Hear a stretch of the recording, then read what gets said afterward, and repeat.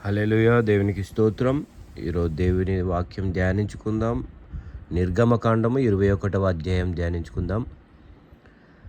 నీవు వారికి నియమించవలసిన న్యాయవిధులేవనగా, నీవు హెబ్రీయుడైన దాసుని కొనిన ఎడల వాడు 6 సంవత్సరములు దాసుడయ్యుండి 7వ సంవత్సరమున ఏమియు ఇయ్యకయే నిన్ను విడిచి స్వాతంత్రుడగును. వాడు ఒంటిగా వచ్చిన ఎడల ఒంటిగానే వెళ్ళవచ్చును. వానికి భార్య యుండిన ఎడల వాని భార్య వానితో కూడా వెళ్ళవచ్చును. వాని యజమానుడు వానికి భార్యనిచ్చిన తరువాత ఆమె వాని వలన కుమారులైనను కుమార్తెలనైనను కనిన ఎడల ఆ భార్యయు ఆమె పిల్లలను ఆమె యజమానుని సొద్దదుదురు గాని వాడు ఒంటిగానే పోవలెను. అయితే ఆ దాసుడు, నేను నా యజమానుని, నా భార్యను, నా పిల్లలను ప్రేమించుచున్నాను, నేను వారిని విడిచి స్వాతంత్రుడనై పోనొల్లనని నిజముగా చెప్పిన ఎడల, వాని యజమానుడు దేవుని యొద్దకు వారిని తీసుకొని రావలెను.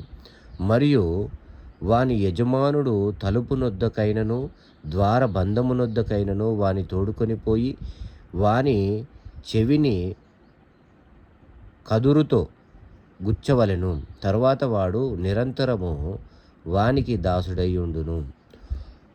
ఒకడు తన కుమార్తెను దాసిగా అమ్మిన ఎడల దాసులైన పురుషులు వెళ్ళిపోవునట్లు అది వెళ్ళిపోకూడదు. దానిని ప్రదానము చేసుకొనిన యజమానుని దృష్టికి అది ఇష్టురాలు కాని ఎడల అది విడిపింపబడునట్లు అవకాశము నీయవలెను. దాన్ని వంచినందున అన్యజనులకు దానిని అమ్ముటకు వానికి అధికారము లేదు. తన కుమారునికి దాని ప్రదానము చేసిన ఎడల కుమార్తెల విషయమైన న్యాయవిధిని బట్టి దాని ఎడల జరిగింపవలెను.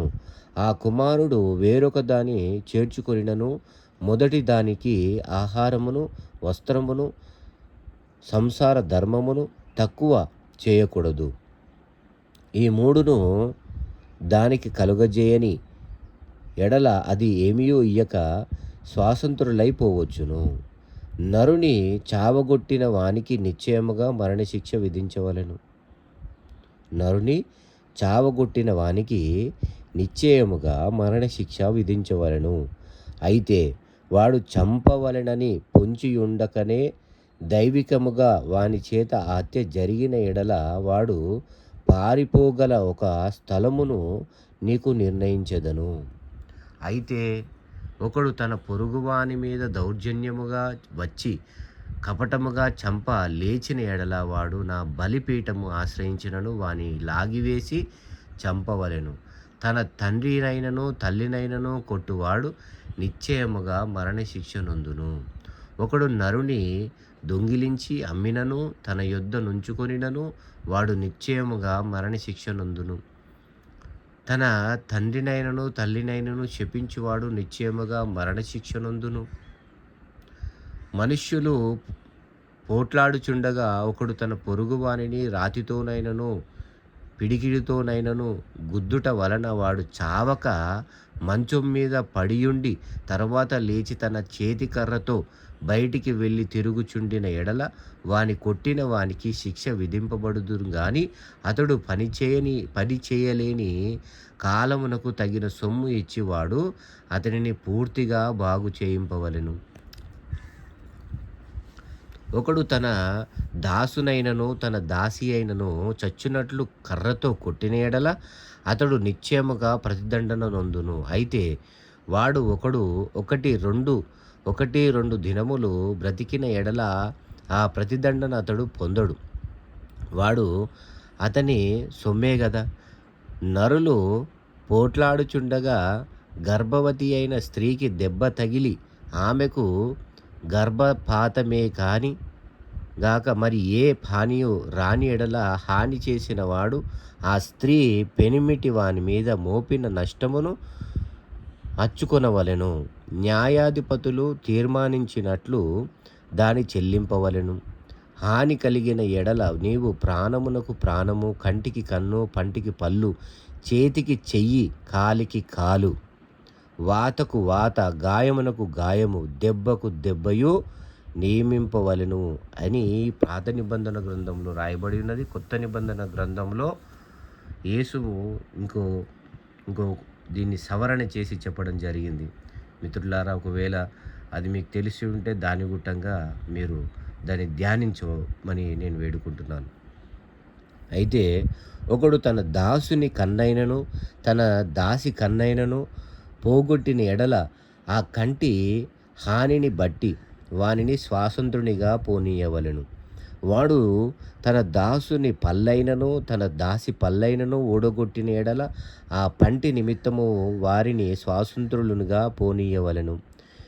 ఎద్దు పురుషునినైనను స్త్రీనైనను చావు పొడిచిన ఎడల నిశ్చయముగా రాళ్లతో ఆ ఎద్దును చావగొట్టవలెను. దాని మాంసమును తినకూడదు.